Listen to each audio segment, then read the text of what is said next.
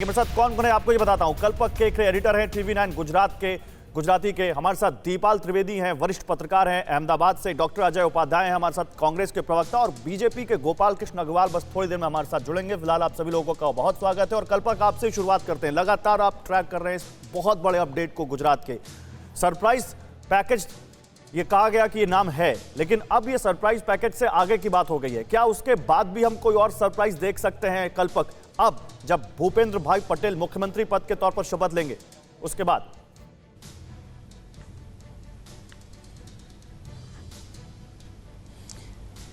देखिए, अब सबसे बड़ा सरप्राइज तो कल भूपेंद्र भाई पटेल के नाम के तौर पे आ ही गया था। उसके बाद अब सरप्राइज जैसा कोई बड़ा कुछ नहीं रहेगा परिवर्तन, क्योंकि पिछले साल भर से प्रदेश को नया अध्यक्ष मिल चुका है बीजेपी को।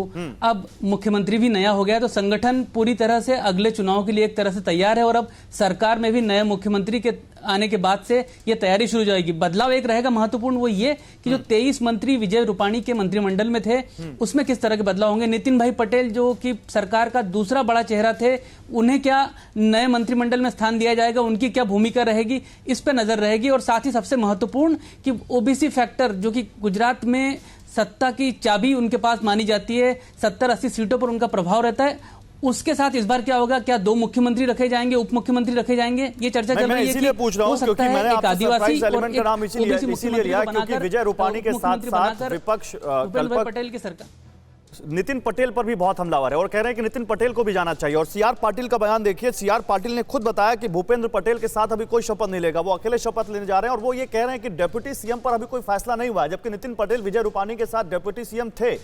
तो ये क्या एक यहां पर हम देख सकते हैं बदलाव उनकी इस कैबिनेट में नितिन पटेल को लेकर?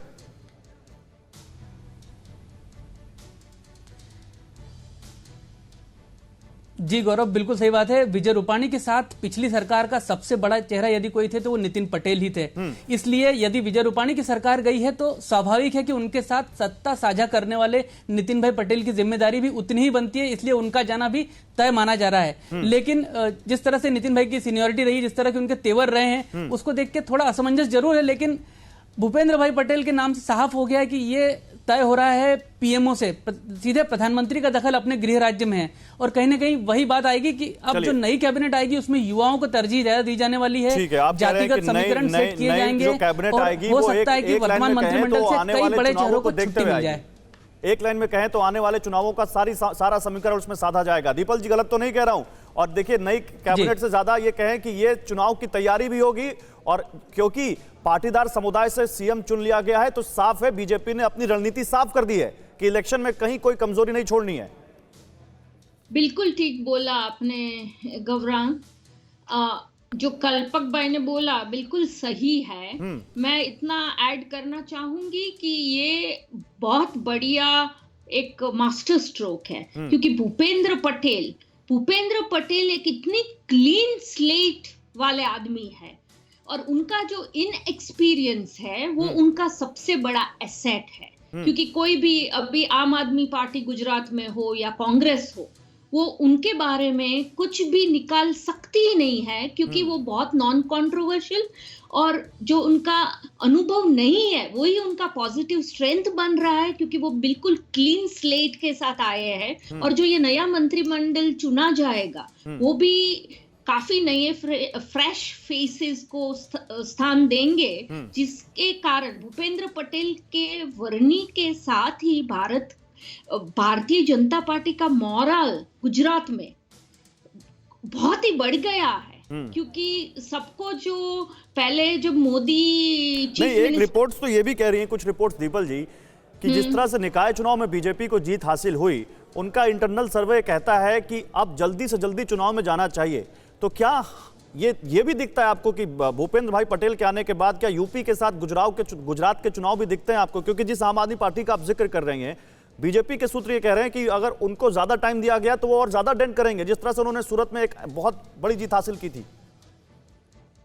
हाँ, सूरत है वो पाटीदार का एक बहुत स्ट्रॉन्ग प्लेस माना जाता है, पर मैं पर्सनली ये नहीं मानती हूँ कि आम आदमी पार्टी बहुत कुछ कर सकती है, क्योंकि अभी एक पाटीदार मुख्यमंत्री आ चुका है गुजरात में और एक ऐसा पाटीदार मुख्यमंत्री जो बिल्कुल नॉन कंट्रोवर्शियल है। और गुजरात में दो मुख्य ग्रुप होते थे बीजेपी में, एक आनंदीबेन पटेल का और एक अमित शाह का।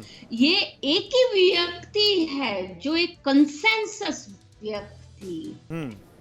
ठीक है, ठीक है। भी ग्रुपिज्म नहीं होगा। ये चुनाव गुजरात के यूपी के साथ आएंगे ऐसा नहीं लग रहा। चलिए, बहुत अच्छी बात है जो आप कह रही हैं, लेकिन देखिए अब हमारे जो पॉलिटिकल पैनलिस्ट हैं उनके पास चलते हैं और गोपाल कृष्ण अग्रवाल से पहले सवाल लेते हैं। गोपाल कृष्ण जी, भूपेंद्र भाई पटेल बस थोड़ी देर में शपथ लेने जा रहे हैं, लेकिन मैं सुबह से देख रहा हूं, यानी कल से देख रहा हूं, जब से भूपेंद्र भाई पटेल के नाम पे यहां पर मुहर लगी है, कांग्रेस साफ कह रही है कि भाई विजय रूपानी को आपने बलि का बकरा बना दिया।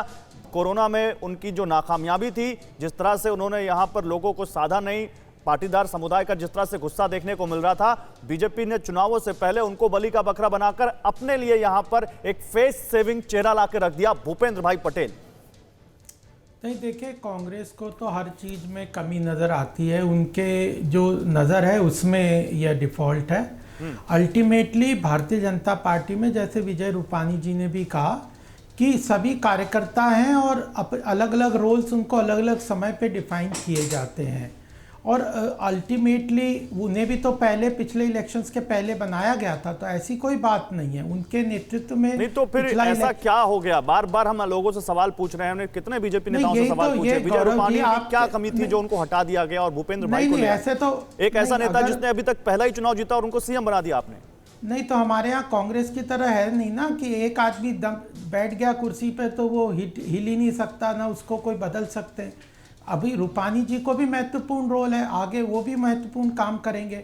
यहाँ पे यही तो डेमोक्रेटिक और सबको समावेशी पार्टी का महत्वपूर्ण रोल है कि जिसको जो रोल दिया जाएगा, केवल गुजरात का ही नहीं ना, उत्तराखंड है, और भी जगह पे बदलाव हुए, कर्नाटक हुए, बदलाव होते हैं। इसका मतलब ये नहीं कि बदलाव का मतलब ये नहीं होता कि पिछला आदमी खराब काम कर रहा है। नए लोगों को नए तरीके से उनको सबको मौका देना है। 18 करोड़ से ऊपर की पार्टी है, संगठन है, बड़े बड़े संगठन है। तो इसलिए भूपेंद्र पटेल जी महत्वपूर्ण काम करेंगे, अच्छा नेतृत्व और बदलाव तो अपने आप में। अब उनका प्रदर्शन देखा जाएगा, परफॉर्मेंस उनकी देखी जाएगी। अभी चुनाव में 1 साल बाकी है, देखेंगे कि वो कैसा काम करते हैं, वो तो देखा जाएगा। अभी जैसा कि दीपल जी कह रहे हैं, इनएक्सपीरियंस उनका सबसे बड़ा असेट है।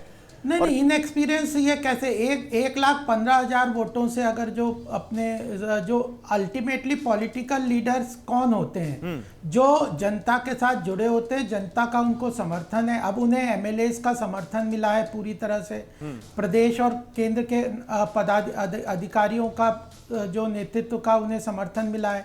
तो अपने आप में जनता का, प्रदेश का, केंद्र का, यही तो चीफ मिनिस्टर के लिए महत्वपूर्ण काम है। कितनी अच्छी बात कही आपने, लेकिन यही चीफ मिनिस्टर का काम वो लोग क्यों नहीं संभाल सकते जिनके पास सालों से मंत्री पद का अनुभव है, जिनके पास सालों से वहां पार्टी के संगठन में अहम पद का अनुभव है, जो उसी समुदाय से भी जो उसी समुदाय से आते हैं। मेरा सवाल यहाँ पर यह है, मैं आता हूँ गोपाल जी, आप बोलिएगा।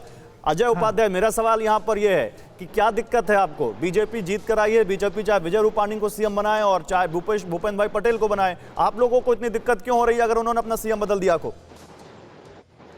नहीं, बात सीएम बदलने की नहीं है। ये तो मनमर्जी का सीएम बनाना है बनाए, रिमोट बनाना है बनाए, रबर स्टंप बनाना है बनाए, कोई दिक्कत नहीं है।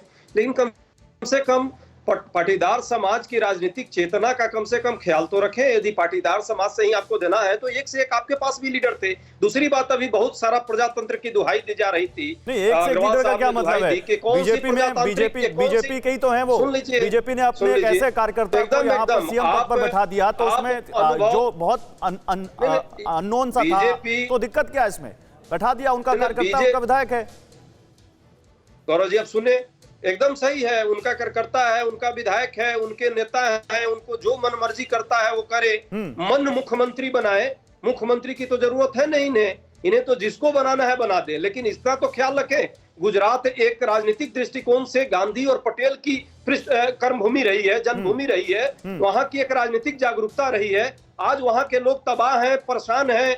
कोरोना के समय में जिस तरह की परेशानियां हुई हैं, और इस होम राज्य है, ये आपने भी कहा और सब जान रहे हैं कि किस तरह प्रधानमंत्री जी अपने फेल्योर को छुपाने के लिए, कहीं ना कहीं गृह मंत्री जी अपने फेल्योर को छुपाने के लिए ये मुख्यमंत्री बदलने का काम कर रहे हैं। सूरत और मूरत बदलने से नहीं होगा, राज्य का सीरत अरे बदलना होगा। साहब, और ये कब बदलेगा? गुजरात में अगर आईना कोरोना की बदलने में नाकामयाबी है तो लगे ये हैं, प्रधानमंत्री चेहरे का में दाग फेलियर है। कैसे हो गया? कल्पक, निश्चित तौर पे तो जब कल्पक, फिर तो ये देखिए, वही बात देखिए, है कि आप देखिए, गुजरात में भी प्रधानमंत्री का देखिए, फेलियर और सेंटर गौरव में भी जी, प्रधानमंत्री का गौरव जी, फेलियर। सुनिए, आ रहा हूं, गौरव अजय जी आ रहा हूं, गौरव अजय जी आ रहा हूं, अजय जी आ रहा हूं। गौरव कल्पक जी जी ने से एक 10 सवाल सेकंड लिया दे दीजिए, 10 अच्छा, सेकंड बोलिए दे बोलिए दीजिए, आप कल्पक 10 इनकी बात सेकंड पूरी दे जाए, फिर दीजिए, आपके बड़ा पास आता समय हूं। दिया है पूरी लोगों पूरी को। कीजिए अपनी बात। बदलाव का यदि कारण है कि अनुभवहीन लोगों को बनाना ये प्राथमिकता है तो बहुत अच्छा है। फिर प्रजातंत्र में चुनाव का कोई अर्थ नहीं है, विधायकों का कोई मतलब नहीं है। भाजपा जो कहती है अपने आप को कि इतनी बड़ी पार्टी है तो क्यों नहीं वहां पे क्या अनुभव लोग नहीं है? अनुभवी लोग, गुजरात के लोगों को अनुभवी लोगों की जरूरत नहीं है। अड़ी सोमवार से शुक्रवार शाम 6 बजे सिर्फ TV9 भारतवर्ष पर।